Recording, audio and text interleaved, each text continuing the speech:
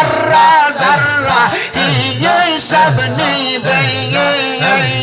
সেই দিন তোমায় পার করবে কে সেই দিন তোমায় পার করবে কে মোহাম্মদ রাসূল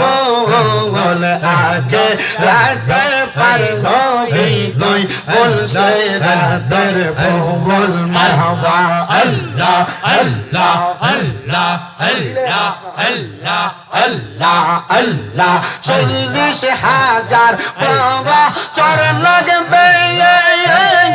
ফুল সে রাত পাহাড়ে দিতে সেই দিন তোমায় কে তরাবে সেই দিন তোমায় কে তরাবে মোহাম্মদ রাসূল আগে রাতে পার হবে তুই ফুল সে রাতের কবুল মারহাবা আল্লাহ আল্লাহ আল্লাহ আগাম পাতায় জাগাম পাতায় কত পানি ঝরে শেষ বিদায়ের গোসল দিব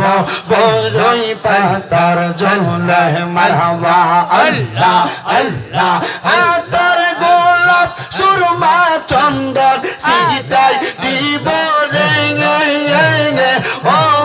পানের মোহ ওরে সেদিরে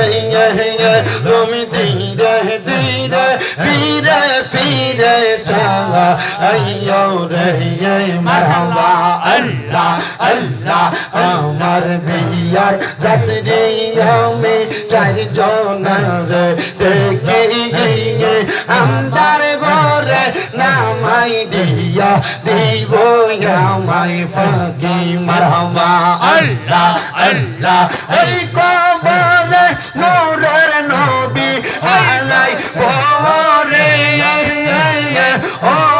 পানার মোহ ওর সেদিরে তুমি ধীরে ধীরে ফিরে ফিরে চালা আইয়ো রে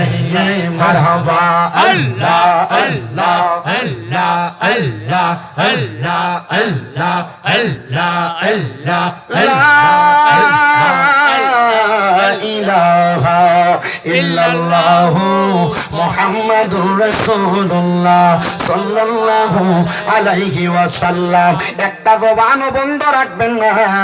জবানটা ছেড়ে দিয়ে উচ্চ কণ্ঠে বলেন আমরা জিকির করলাম কার এ মুসলমান